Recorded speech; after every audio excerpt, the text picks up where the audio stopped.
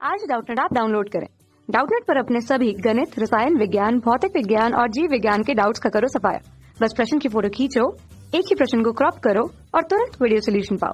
अभी डाउनलोड करें। Hello students, प्रश्न है निम्न में से कौन एक बहिस्रावी ग्रंथि नहीं है। तो सबसे पहले हम समझ लेते हैं बहिस्रावी ग्रंथि के बारे में। तो लिख लेते हैं यहाँ पर बहिस्रावी ग्रंथि। अब बहिस्रावी ग्रंथियां जो हैं ये ऐसी ग्रंथियां होती हैं जो कि हम कह सकते हैं जिनके अंदर नलिका पाई जाती है। तो लिख लेते हैं ये नलिका युक्त, तो यहाँ लिखेंगे नलिका युक्त ग्रंथि होती है। तो लिखेंगे नलिका युक्त ग्रंथि। और दूसरा यदि बात की जाए तो बहिस्रावी ग्रंथि जो है ये हार्मोन स्रावित नहीं करती है, ये एंजाइम और अन्य रासायनिक पदार्थों का स्रावन करती है। तो लिख लेते हैं एंजाइम तथा अन्य रसायनों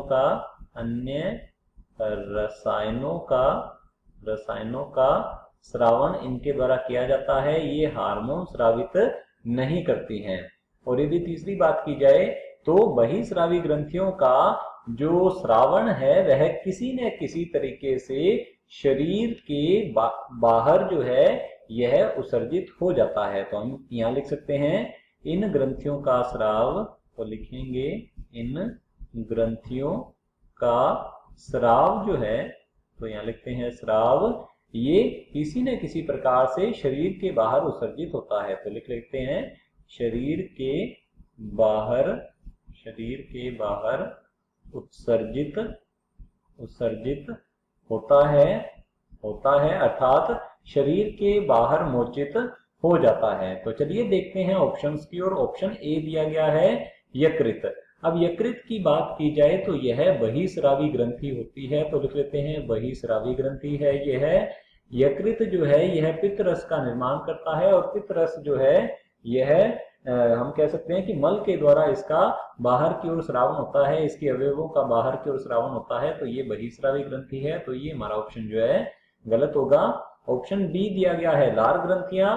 तो लार ग्रंथियां भी ये क्या होती हैं, नलिका युक्त और एंजाइम और अन्य रसायनों का स्रावन करने वाली ग्रंथियां होती हैं। तो ये भी हमारा ऑप्शन जो है क्या होगा, गलत होगा, क्योंकि ये भी बहिस्रावी ग्रंथि है। ऑप्शन हमारे पास सी दिया गया है स्वेद ग्रंथियां। अब स्वेद ग्रंथियां जो है ये स्वेद को उत्पन्न करती हैं, पसीना उत्पन्न करती हैं। तो ये भी नलिका युक्त ग्रंथियां होती हैं और ये हार्मोन का स्रावन नहीं करती और ये रसायनों का स्रावन करती है और लाइसोजाइम का स्रावन करती है। तो ये भी हमारा ऑप्शन जो है गलत होगा, क्योंकि यह भी बहिस्रावी ग्रंथि है। ऑप्शन हमारे पास बी दिया गया है एड्रिनल ग्रंथि। अब एड्रिनल ग्रंथि जो है यह अंतःस्रावी ग्रंथि है। तो हम यहाँ लिख लेते हैं यह क्या है, अंतःस्रावी ग्रंथि है। अंतःस्रावी जो ग्रंथियां होती हैं ये नलिका रहित होती हैं। तो हम यहाँ लिखेंगे ये नलिका रहित होती हैं और ये हार्मोन का स्रावन करती हैं।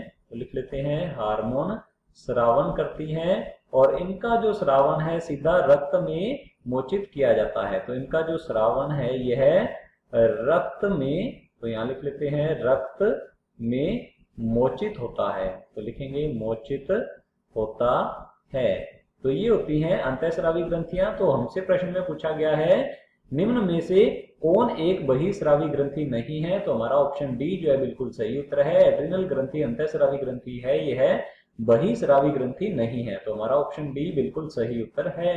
एड्रिनल ग्रंथि जो है इसके दो भाग होते हैं, एड्रिनल वल्कुट और एड्रिनल मध्यांश। एड्रिनल वल्कुट के द्वारा मिनरलोकोर्टिकोइड, ग्लूकोकोर्टिकोइड और जो हम कह सकते हैं लिंग हार्मोन जो है ये स्रावित किए जाते हैं और जो इसका मध्यांश भाग होता है उसके द्वारा एड्रिनलिन और नॉर एड्रिनलिन हार्मोन का स्रावन किया जाता है। हमारा ऑप्शन डी बिल्कुल सही उत्तर है।